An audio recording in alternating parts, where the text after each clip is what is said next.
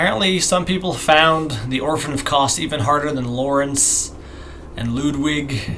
Some people found him to be the hardest boss of the DLC. But if I beat him, even on New Game Plus, with my horrible skills, then so can you. So here's how to do it. Here's one of his main charge attacks. Don't make a mistake like I just did here and go to the right, because it comes all the way back and it will hit you. If it does, go ahead and get one hit in. Go ahead and get your health back. But you should go to the left, and usually you can get one hit in. Sometimes he'll follow it up, so get ready to dodge immediately. The majority of the dodges you want to perform in this first stage, you want to dodge to the left or back. Those seem to be the safest ways to go.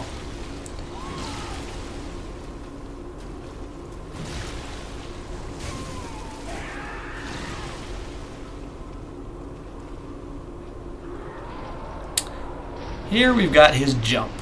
If you walk a little bit forward, as soon as he does it, and you can usually get a visceral on him as he jumps behind you. I think that's a little tough, so you can do what I just did there. And if you go a little farther or roll ahead under him, then you can go ahead and get a charged R2 on him, which does quite a bit of damage.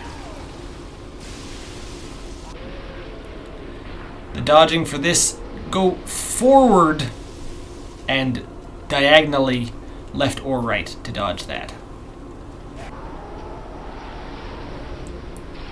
Here you see one of those big uppercuts. This time I actually dodged the correct way, left, to get some damage in.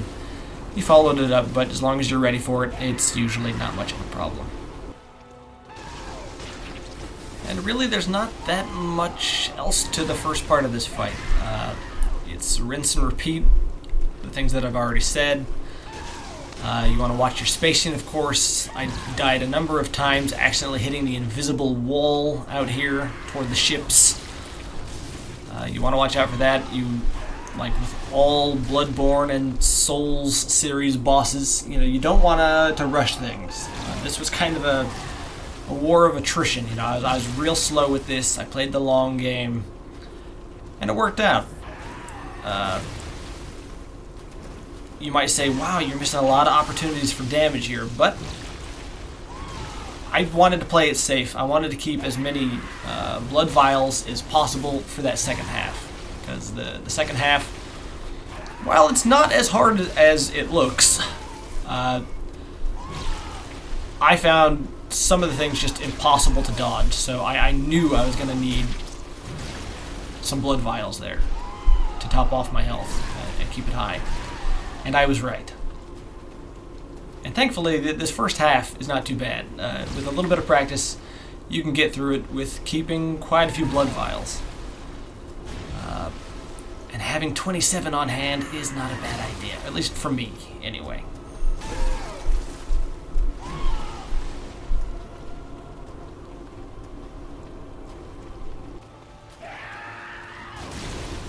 If you're like me, you're going to take a lot of chip damage, but you need to watch out for things like this particular combo in the first half.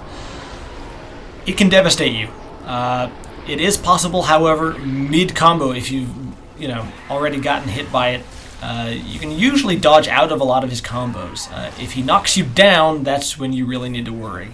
Just go ahead and smash dodge if he's knocked you down, to hopefully dodge immediately as soon as you get back up, otherwise... And here's stage 2. Now things get a little more interesting. While he does his little scream here to call the lightning attack, you can get some hits in. I wouldn't suggest it, because if you are too close to him while he's doing that, then he'll go ahead and attack you. Then you're going to have to deal with him and lightning. Get away, and usually you only have to deal with lightning. Now, a lot of his attacks like that one make him a lot more mobile.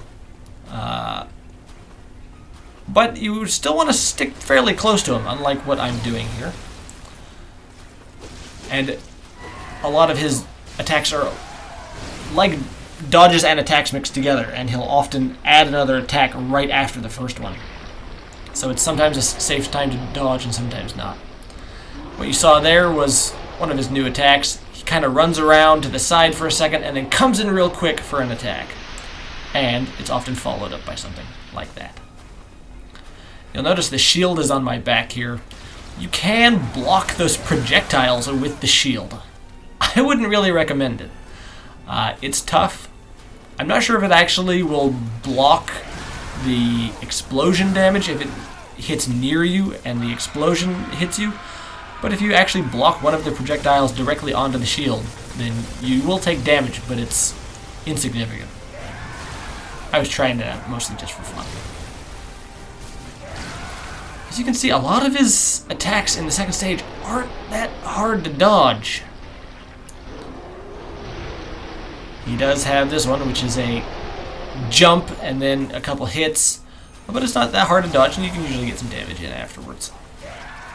But all of his things in the second stage, you can usually get damage after most of them, but be prepared to get only a little bit of damage in and then immediately get the hell out of there. This particular attack hits me almost every time. So, we're talking about that chip damage in the first half. Try, if you can, to save as many blood vials as possible. You notice I went in with 27. This is just to show you that a lot of his attacks look big and scary, but up close, they're really manageable. Even something like that, which looked like I was definitely going to get hit, I didn't. And, maybe it's luck, but I fought this guy quite a few times, and usually it's just one mistake, that I made that ended up causing me to die. I was able to dodge him in his second stage really effectively, almost all the time. But just in case, you want to keep as many blood vials, especially for this second stage as possible. Especially for things like that, as you saw, that jump move. That got me quite a few times. As long as you keep your health high during the second stage, then it's not that bad.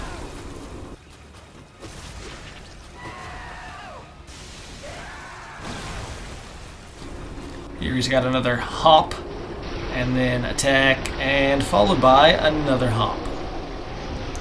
Again, not that hard to dodge, and you can get a little damage in afterwards.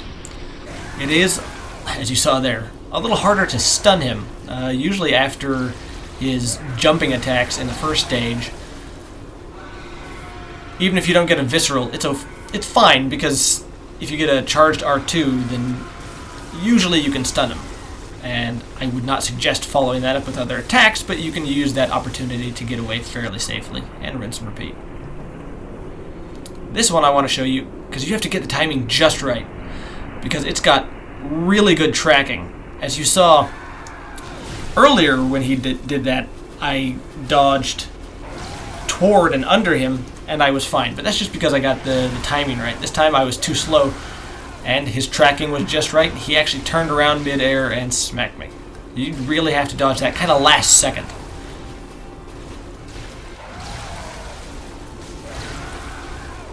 Other than that, again, it's a lot of rinse and repeat. As you can see, you can get a lot of small hits in. I don't go for multiple hits very often, or maybe ever in this particular run, actually. I go for one good hit at a time.